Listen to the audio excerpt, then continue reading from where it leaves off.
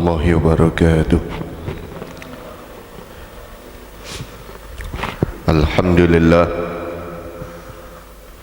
ولا حول ولا قوة إلا بالله. اللهم صل وسلم على سيدنا ومولانا محمد مفتاح باب رحمة الله عدد ما في علم الله صلاة وسلاما دائمين بدوام ملك الله وعلى آله وصحبه ومواله. أما بعد, ma'asyiral hadirin rahimakumullah. Pembacaan kitab Al-Qirtas masih melanjutkan fasal yang pertama. Qala al-muallifu rahimahullahu ta'ala wa nafa'ana bihi wa bi'ulumi fid dharain amin. Al-faslul awal fi fadaili dzikri wal hathi alaih. Fasal yang pertama dalam keutamaan zikir dan anjuran atas zikir. Ilan qala al-muallifu rahimahullahu ta'ala wa nafa'ana bihi wa bi'ulumi fid dharain amin. Wa qala aidan ma min qaumin ijtama'u yadhkurunallaha ta'ala la yuriduna bidzalika illa wajhahu illa nadahum munadim minas samai qumu maghfuran lakum dzunubukum qad buddilat sayyi'atukum hasanatin. Qala aidan, dan bersabda juga Nabi Muhammad sallallahu alaihi wasallam, ma min qaumin, tidak ada sekelompok manusia, tidak ada dari sekelompok manusia, ijtama'u, mereka berkumpul, yadhkurunallaha ta'ala, dalam keadaan mereka berzikir kepada Allah subhanahu wa ta'ala, la yuriduna bidzalika illa wajhahu, dan orang-orang yang berkumpul itu tadi tidak menginginkan dengan perkumpulannya illa wajhahu, kecuali karena Allah subhanahu wa ta'ala. Jadi tidak ada sekelompok manusia yang berkumpul dan mereka zikir tidak menginginkan dari perkumpulan itu kecuali Allah. Kumpul dalam zikir niatnya ikhlas. Illa nadahum munadim minas sama', kecuali akan memanggil mereka panggilan dari langit. Jadi orang yang berkumpul dalam majelis zikir kemudian mereka ikhlas dalam berkumpulnya hanya karena pengen ridho Allah subhanahu wa ta'ala, nah, yang berkumpul itu tadi akan mendapatkan panggilan dari langit. Mudah-mudahan kita termasuk orang yang ikhlas dan termasuk yang dipanggil dari langit. Nah, seruan dari langit tadi menyampaikan apa? Seruan dari langit tadi menyampaikan qumu maghfuran lakum dzunubukum. Kalian wahai orang-orang yang berkumpul dalam majelis zikir, bangunlah dalam keadaan terampunkan untuk kalian dosa-dosa kalian. Qad buddilat sayyi'atukum hasanatin, telah digantikan dosa-dosa kalian dengan pahala-pahala. Jadi orang yang kumpul dalam majelis zikir dengan syarat dia ikhlas dalam berkumpulnya, maka akan diampuni dosa-dosanya, bahkan dosa-dosanya digantikan dengan pahala. Nah, ini luar biasa sekali. Kita duduk dengan niat ikhlas tanpa kita sadari, ternyata di saat itu kita lagi dibersihkan dosa-dosanya dan digantikan dengan pahala.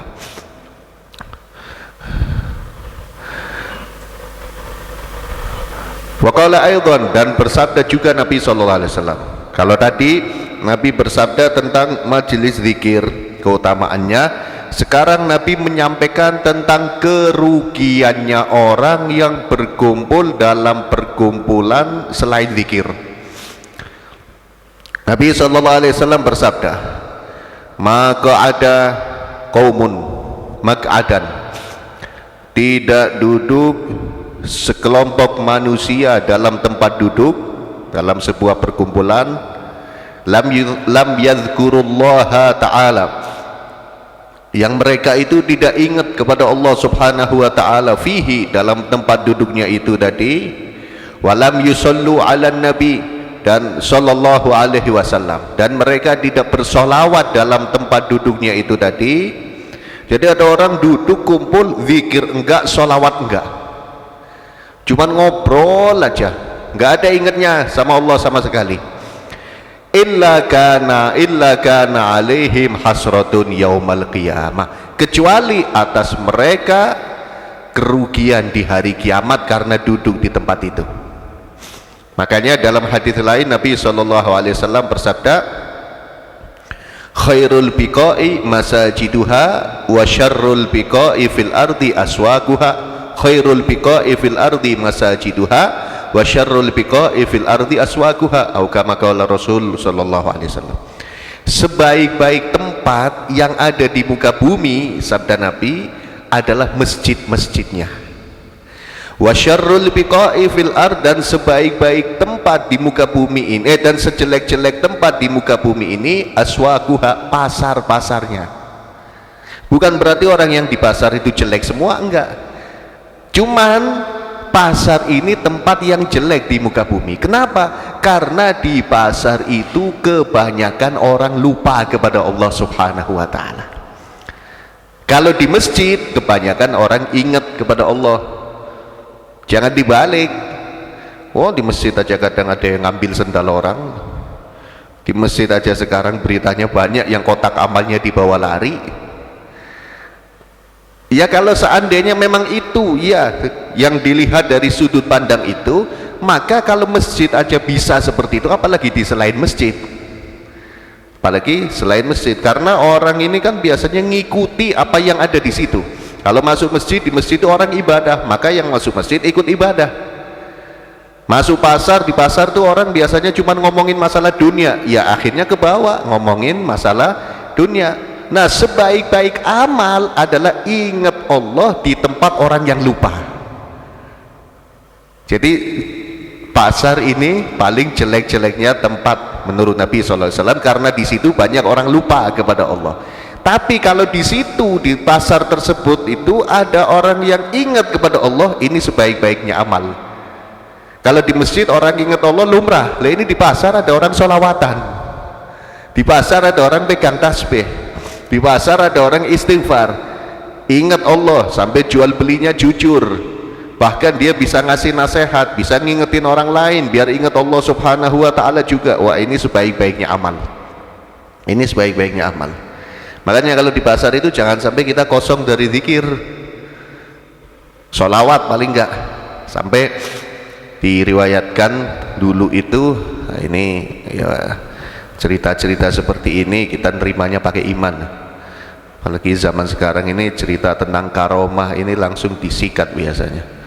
Dulu ada seorang kekasih Allah Subhanahu wa taala, dia punya karomah, kehormatan dari Allah. Jadi sang kekasih Allah itu tadi bisa melihat orang ini wali atau bukan wali dari ciumannya, dari aromanya. Jadi dia bisa membedakan aromanya wali dengan aromanya yang selain wali. Nggak tahu itu bagaimana, yang penting seperti itu. Suatu ketika orang yang bisa mencium aromanya wali itu masuk pasar. Di pasar dia mencium aroma wali. Oh, di pasar ada wali ini, apalagi ada wali mampir pasar atau bagaimana. Tapi kok aromanya nggak hilang-hilang, berarti tetap di situ. Akhirnya dicari sumber aroma itu, ternyata sumber aroma tersebut muncul dari sebuah lapak yang ada di pasar. Yang lebih mengherankan, yang ada di lapak itu hanya seorang wanita. Oh, berarti wanita ini wali, karena dari kios itu muncul aroma wali, dan yang di kios itu hanya ada seorang perempuan. Sang wali yang bisa mencium aroma tersebut cari tempat di sekitar lapak untuk memperhatikan lapak yang ada bau walinya itu tadi, yang ada aroma walinya. Setelah diteliti, ternyata wanita tersebut punya kebiasaan kalau lagi nggak ada pembeli, dia ambil tasbih kemudian diputer tasbihnya. Di saat ada pembeli, tasbihnya ditaruh, dilayani pembelinya. Pembelinya pergi, diambil lagi tasbihnya, diputar lagi tasbihnya. Oh, ini tempat di mana banyak orang lupa kepada Allah, dia masih ingat dengan tasbihnya, dia masih ingat dengan zikirnya. Akhirnya didatangi wanita tadi sama sang wali tersebut. Wahai wanita, mohon maaf, aku telah memperhatikan kamu dari tadi, dan aku melihat kamu itu setiap ada pembeli tasbihnya ditaruh, setiap tokomu sepi dari pembeli tasbihnya diambil dan zikir. Apa yang kamu baca? Sang wanita tadi mengatakan, aku tidak baca apa-apa kecuali sholawat kepada Nabi Muhammad SAW. Diangkat derajatnya oleh Allah dengan sholawat itu tadi, dan karena dia ingat dengan zikir di tempat di mana tempat itu banyak orang yang lupa kepada Allah Subhanahu wa Ta'ala. Makanya jangan kecil hati, wah paling jelek-jeleknya tempat ini pasar, makanya setiap hari saya dari pagi sampai zuhur di pasar, berarti jelek. Ya kalau ke bawah apa? Ke bawah lupa dari Allah Subhanahu wa Ta'ala. Tapi kalau di pasar masih bisa sholawat, di pasar masih bisa zikir, luar biasa sekali.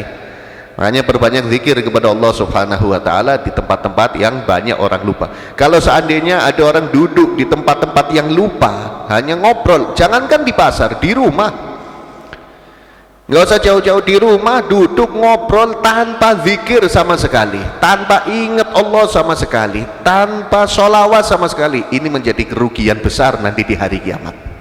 Makanya kita ini walaupun duduk sama istri, duduk sama anak, duduk sama teman, setiap bangun baca subhanakallahumma wa bihamdika asyhadu an la ilaha illa anta astaghfiruka wa atubu ilaik 3 kali. Itu akan menghapus kekosongan yang tadi. Tapi dosanya nggak kehapus kalau seandainya ngelakuin dosa, kekosongannya yang dihapus. Kekosongannya tadi kan sudah menjadi dosa sebenarnya. Tapi kalau sengaja dosa, duduk misalkan ghibah, kemudian bangun subhanakallahumma bihamdika, ini ghibahnya nggak hilang, tetap itu ada hisabnya nanti. Jangan salah paham, oh subhanakallahumma itu menghapus dosa. Enak sekarang ghibah, bohong nggak apa-apa, yang penting baca itu. Enggak, ghibahnya, bohongnya tetap. Ini kalau kita duduk ngobrol tanpa ingat kepada Allah, sebelum bangun baca subhanakallahumma wa bihamdika asyhadu an la ilaha illa anta astaghfiruka wa atubu ilaik 3 kali. Jadikan kebiasaan kita duduk dimanapun setiap bangun baca itu. Kerugian kita akan tertutupi dengan itu. Jangan bacanya kalau selesai walimah aja. Selesai walimah bagus, tapi jadikan kebiasaan.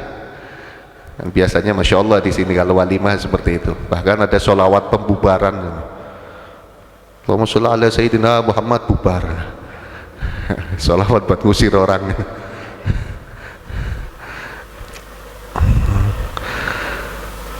Jadi kan itu kebiasaan. Dan kita kalau duduk di rumah pun setelah subhanakallahumma bihamdika asyhadu an la ilaha illa anta astaghfiruka wa atubu ilaik 3 kali baca sholawat Allahumma sholli ala sayyidina Muhammad. Jadi setelah ditutup kekosongannya, diisi dengan pahala sholawat kepada Nabi Muhammad SAW.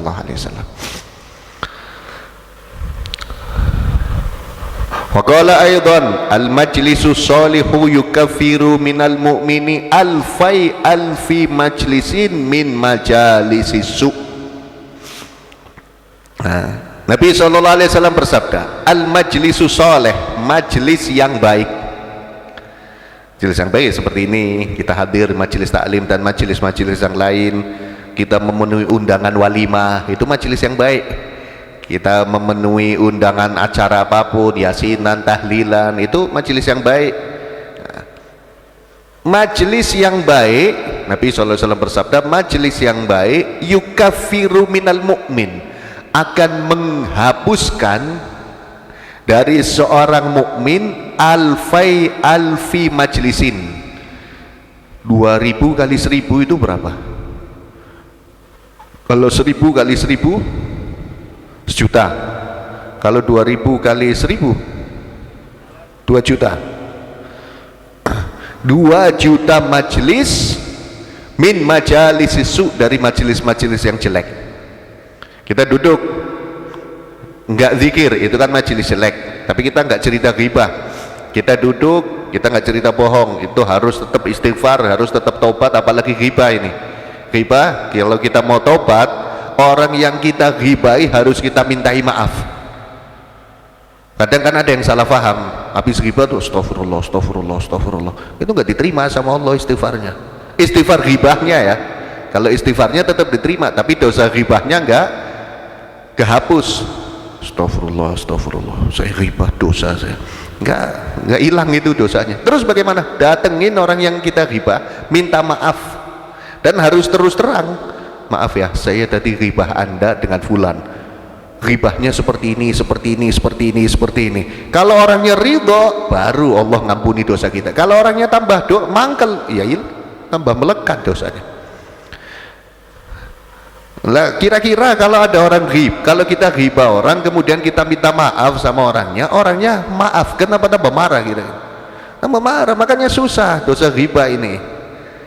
Dosa ghibah ini susah sekali taubatnya. Kalau bohong masih mending. Mungkin orang yang kita bohongi lama-lama paling nggak percaya itu. Tadi saya bohong sama kamu. Kalau misalkan enggak, kita minta maaf atas dosa dusta, tapi kita enggak terus terang sama orang yang kita bohongi, yang enggak diampuni dosa bohong kita. Makanya dosa yang hubungannya dengan sesama manusia ini, minta maafnya, minta ampunannya ini jauh lebih berat daripada dosa yang hubungannya dengan Allah Subhanahu wa ta'ala. Kalau orang enggak sholat, dosa besar luar biasa itu enggak sholat, tapi dia tobat, sholat, ganti sholatnya, dia tobat, akhirnya jadi sholat, dan sholat-sholat yang udah kelewat diqadha, selesai urusannya sama Allah. Ada orang nggak puasa Ramadan tanpa uzur, akhirnya dia nyesel, tobat, puasa, kemudian puasa-puasa yang kelewat diganti, selesai urusannya dia sama Allah Ta'ala. Tapi kalau yang sesama manusia ini nggak bakal diampuni kecuali urusan dengan manusianya itu diberesi dulu, sampai beres baru Allah nurunkan ampunan dari dosa itu. Makanya jangan salah paham, ngerendahin orang yang kita rendahin harus ngasih maaf sama kita kalau kita ngerendahin orang. Makanya hati-hati yang di medsos, baik tulisan atau omongan, ngerendahin orang, fitnah orang, menghina orang, itu nggak bakal diampuni dosanya sampai orang yang direndahin, sampai orang yang difitnah itu ngasih maaf sama kita. Oh enggak, dia memang salah, dia itu memang tukang maksiat, dia tukang tipu. Lah kenapa kita yang ngumbar dosanya? Kan dia yang tukang maksiat, kita malah suruh nutupi dosa. Makanya hati-hati. Kemarin ini rame nih, yang beda pilihan habis semuanya, yang bedain, yang benar yang dipilih, yang nggak dipilih pokoknya salah semuanya, nggak ada yang benar. Wah, itu ada hisabnya di hadapan Allah, jangan sembarangan, ada hisabnya. Udah itu memang jelek, kan kita masih katanya. Orang yang jelek juga kita masih katanya, kita nggak lihat sendiri, kita udah sebarin. Bahkan kita nyebarin sesuatu yang masih katanya itu langsung dianggap dosa oleh syariat. Man hadatsa bi kulli ma sami kafa bil mar'i kadzaban ayyuhadditsa bi kulli ma sami. Cukup seseorang itu dikatakan sebagai pembohong, kata Nabi ini. Cukup seseorang ini dikatakan sebagai pembohong apabila dia menyampaikan apa yang semua dia dengar. Pokoknya katanya langsung disampaikan. Dengar katanya orang langsung disebarin, bohong ini, cukup pembohong. Kecuali menyampaikan katanya kiai, menyampaikan katanya ulama, yang disampaikan tentang nasihat, ini bukan pembohong, ini namanya menyebarkan dakwah. Dia masuk dalam orang-orang yang aktif dalam dakwah. Kenapa kok gak nyebarin itu perkataan ulama? Bohong kata Nabi kalau nyebarin apa yang didengerin. Bukan itu. Tapi kalau dengerin beritanya orang, fulan katanya seperti ini, langsung kita sebarin, kita dianggap pembohong. Karena orang tua aja udah gak mau sama seperti itu. Apa katanya? Kulak dean betul cari. Nah, itu udah jelek. Hati-hati. Barangkali ini nanti 2 putaran cukup, kemarin aja tobat.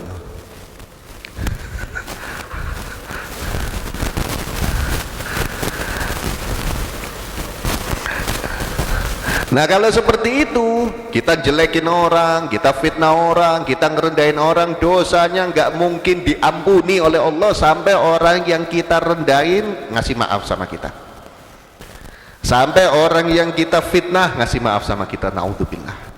Nah ini enggak, jadi kita hadir majelis seperti ini, kita kan sering duduk sama orang tanpa ingat sama Allah.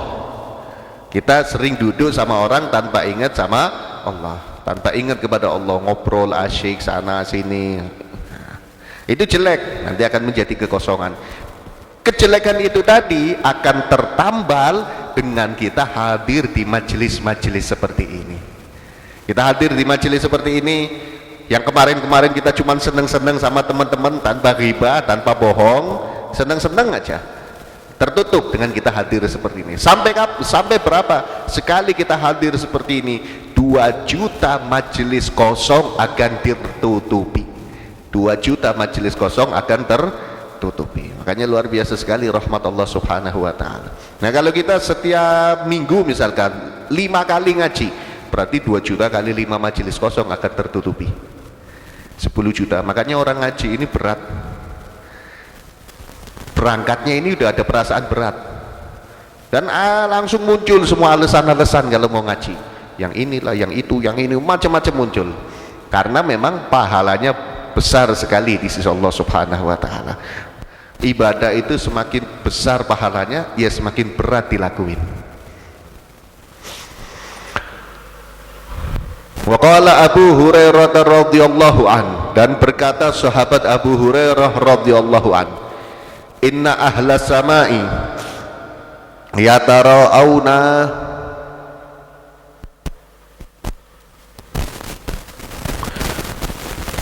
inna ahla samai yatara'auna buyuta ahlil ardi allati yudhkaru fiha ismullahi kama yatara'an najmal fa'ira fil ufuq.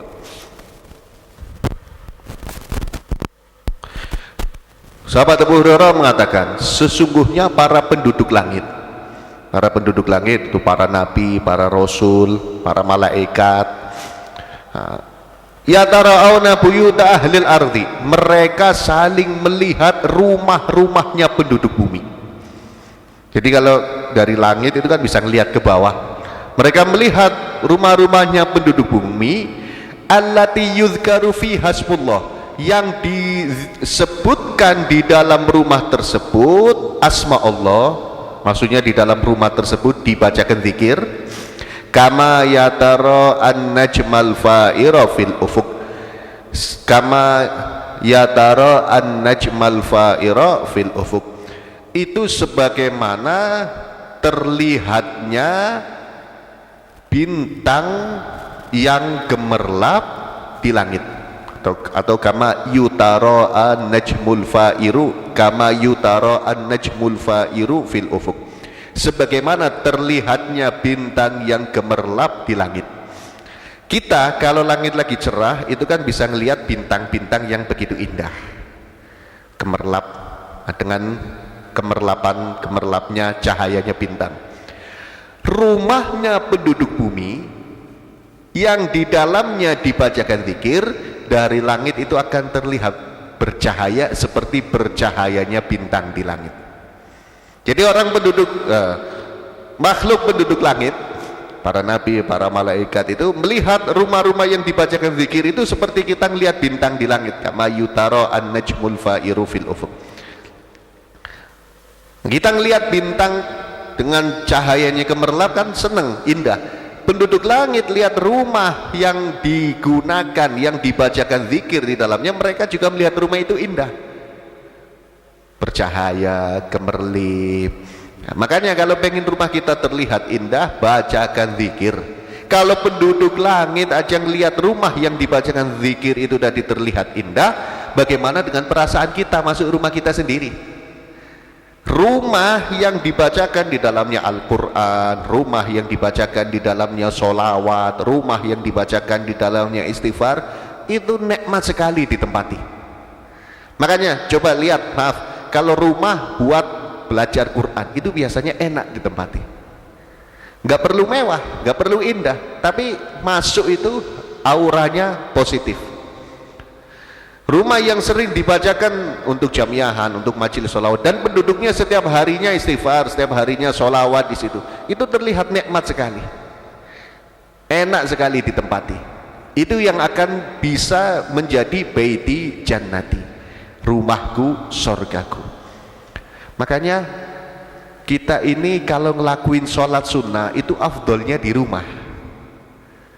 Yang sholat di masjid, yang sholat di musola, kalau ngelakuin sholat sunnah afdolnya di rumah, biar rumah kita dipakai untuk sholat, untuk zikir. Tapi ada tapinya, kalau seandainya kita masuk ke rumah akhirnya jadi nggak sholat, ya lebih baik sholat di masjid atau di musolanya, sholat sunnahnya.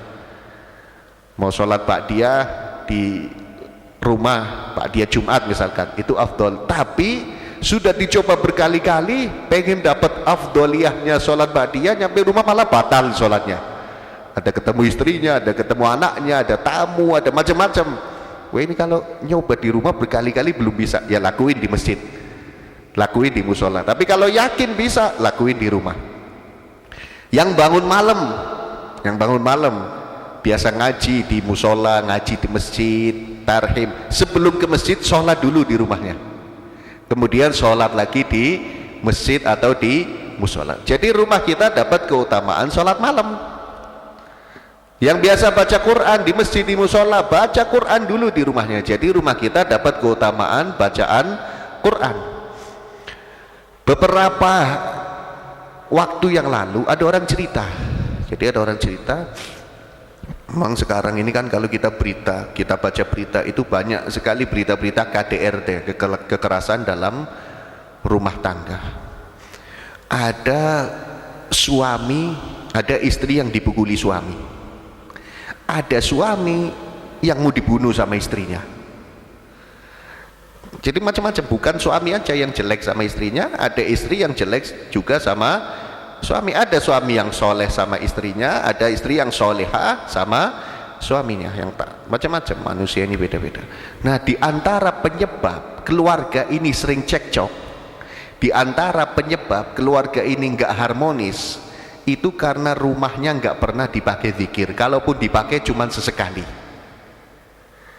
Kok bisa? Apa hubungannya dengan hubungan rumah tangga? Rumahnya kosong dari rahmat Allah, panas akhirnya, nggak ada cahaya keimanan di situ, gelap, udah panas terasa gelap, akhirnya pikirannya gelap, peteng, kalau kata orang tua, peteng hatinya, peteng pikirannya, cekcok sama pasangan hidupnya, cekcok sama anaknya. Makanya naudzubillah, jangan sesekali gunakan rumah kita untuk maksiat, hati-hati, jangan. Lah kalau TV gimana? Ya enggak tahu lagi. Makanya di TV banyak orang yang pakaiannya ngirit.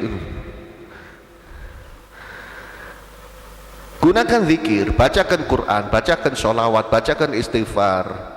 Kalau memang sudah biasa baca rotib, bacakan rotib di rumahnya, bacakan wirdul latif di rumahnya, bacakan sholawat. Insya Allah keluarganya harmonis.